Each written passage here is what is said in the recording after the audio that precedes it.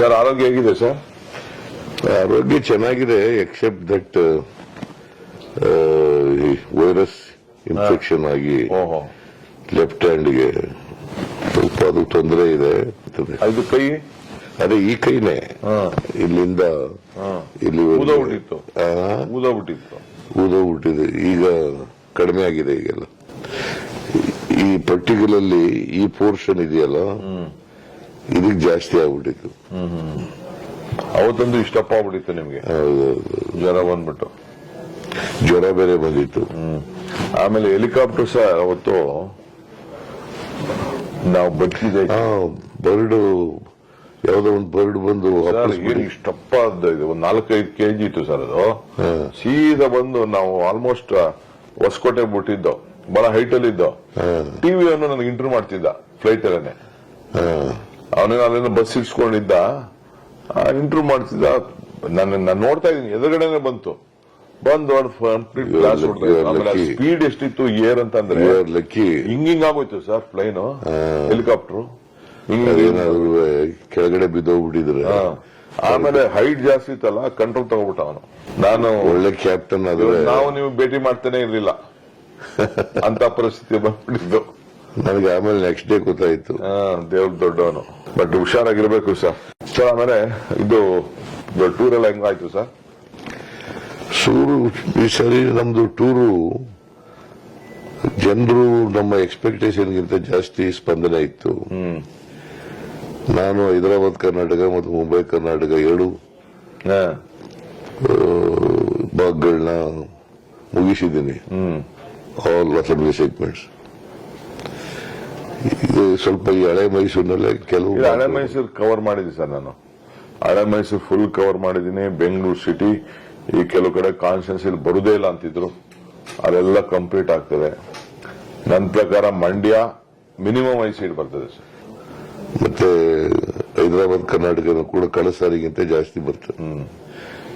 ಆಮೇಲೆ ನಮ್ಮ ಬಜೆಟ್ ಇದೆಯಲ್ಲ, ಜನ ಪಾಪ ಹೆಣ್ಮಕ್ಳಿಗೆ ಎಷ್ಟು ಪ್ರೀತಿ ಬಂದಿದೆ ಅಂತಂದ್ರೆ ಆ ರೀತಿ ನಾವು ನಮ್ದೇನಂದ್ರೆ ಸರ್ 13ನೇ ತಾರೀಕು ರಿಸಲ್ಟ್ ಬಂದ ತಕ್ಷಣ ಮೊದಲನೇ ಕ್ಯಾಬಿನೆಟ್ ನಲ್ಲಿ ಫಸ್ಟ್ ನಾವು ಅದನ್ನ ಇಂಪ್ಲಿಮೆಂಟ್ ಮಾಡಬೇಕು.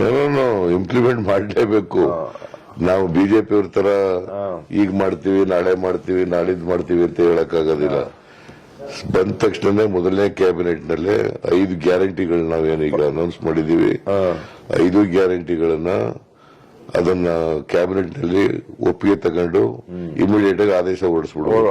ಅದಂತೂ ಯಾಕೆಂದ್ರೆ ಜನಕ್ಕೆ ನಾನು ಮಾತು ಕೊಟ್ಟಿದ್ದೀನಿ, ನೀವು ಮಾತು ಕೊಟ್ಟಿದ್ದೀರಿ, ನಾವೇನಾದ್ರು ಇಂಪ್ಲಿಮೆಂಟ್ ಮಾಡಲಿಲ್ಲ ಅಂದ್ರೆ ಓಟ್ ಕೇಳೋದಿಲ್ಲ ಅಂತ ಹೇಳ್ಬಿಟ್ಟಿದೀವಿ. ಹೌದು, ನಾನು ಹೇಳಿದ್ದೀನಿ. ಅದನ್ನ ಅಧಿಕಾರದಲ್ಲಿ 1 ಸೆಕೆಂಡ್ ಕೂರಲ್ಲ, ನಾವು ಮಾಡಿದವ್ರು ಇಂಪ್ಲಿಮೆಂಟ್ ಮಾಡಿದವ್ರು ಅಂತ ಹೇಳಿದ್ವಿ. ಬಟ್ ಅದನ್ನೇ ನರೇಂದ್ರ ಮೋದಿ ಅವರು ದೊಡ್ಡದಾಗಿ ಪ್ರಚಾರ ಮಾಡಿದ್ದಾರೆ. ಅವರ ವರ್ಚುವಲ್ ಮೀಟಿಂಗ್ ನಲ್ಲಿ ಅದನ್ನೇ ಇಂಪಾರ್ಟೆಂಟ್ ಆಗಿ ಹೇಳಿದ್ದಾರೆ. ನಾವೊಂದು ಹೇಳ್ಬೇಕು ಸರ್ ಅವ್ರಿಗೆ. ಈ 15ನೇ ತಾರೀಕು ಹಬ್ಬ ಆಯ್ತು, ಅದು ನಮ್ಮ ಸಂಕ್ರಾಂತಿ ಹಬ್ಬ. 14ಕ್ಕೆ 15ನೇ ತಾರೀಕು ಬೊಂಬೈ ಒಂದು ಇದನ್ನ ಕೊಡ್ತಾರೆ, ಅಡ್ವರ್ಟೈಸ್ಮೆಂಟ್ ಇದೇ ಪ್ರೋಗ್ರಾಮ್ ಬಗ್ಗೆ.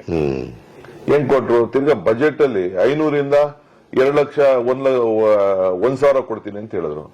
ಮತ್ತೆ ಅವ್ರ ಹೆಂಗ್ ಮಾಡಿದ್ರು? ಹೆಣ್ಮಕ್ಳಿಗೆ ನಾ ಪವರ್ ಅದು ಹೇಳಿದ ಮೇಲೆ ಮತ್ತೆ ರಿಪೀಟ್ ಮಾಡಿಲ್ಲ ಅವ್ರು ಎಲ್ಲೂ ಕೂಡ. ಎಲ್ಲೂ ಅದನ್ನ ಒತ್ತಾಯವಾಗಿ ಹೇಳಕ್ ಹೋಗಿಲ್ಲ.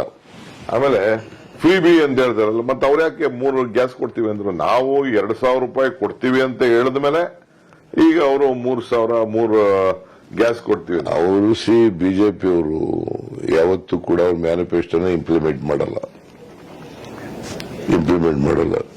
ಮ್ಯಾನಿಫೆಸ್ಟೋ ಮರ್ತೇ ಬಿಡ್ತಾರೆ.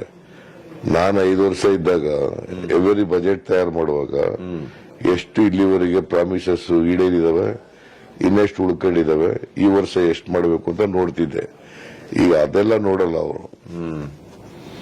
ಸೊ ನಾವು ಈಗ ಏನೇನು ಮ್ಯಾನಿಫೆಸ್ಟೋನಲ್ಲಿ ಪ್ರಾಮಿಸಸ್ ಮಾಡಿದ್ದೀವಿ ಅವೆಲ್ಲ ಇಂಪ್ಲಿಮೆಂಟ್ ಮಾಡಬೇಕು. ಈ 5 ಗ್ಯಾರಂಟಿಗಳು ಮಾತ್ರ ಫಸ್ಟ್ ಕ್ಯಾಬಿನೆಟ್ ನಲ್ಲಿ ಮಾಡಬೇಕು, ಮೊದಲನೇ ವರ್ಷನೇ.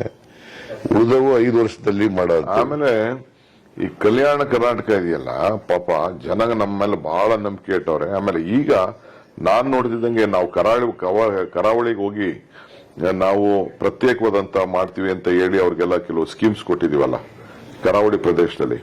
ನೀವು ಲೆಕ್ಕ ಹಾಕಿ ಗ್ಲೋಬಲ್ ಇನ್ವೆಸ್ಟರ್ಸ್ ಮೀಟ್ ಮಾಡಿದ್ರಲ್ಲ, ಒಬ್ಬ ಇನ್ವೆಸ್ಟರು ಇಲ್ಲ ಶಿವಮೊಗ್ಗದಲ್ಲಾಗ್ಲಿ, ಮಲೆನಾಡಲ್ಲಾಗ್ಲಿ, ಕರಾವಳಿಲಾಗ್ಲಿ ಒಬ್ಬ ಒಂದು 5,000 ರೂಪಾಯಿ ಕೋಟಿಗೂ ಹೋಗ್ಲಿಲ್ಲ.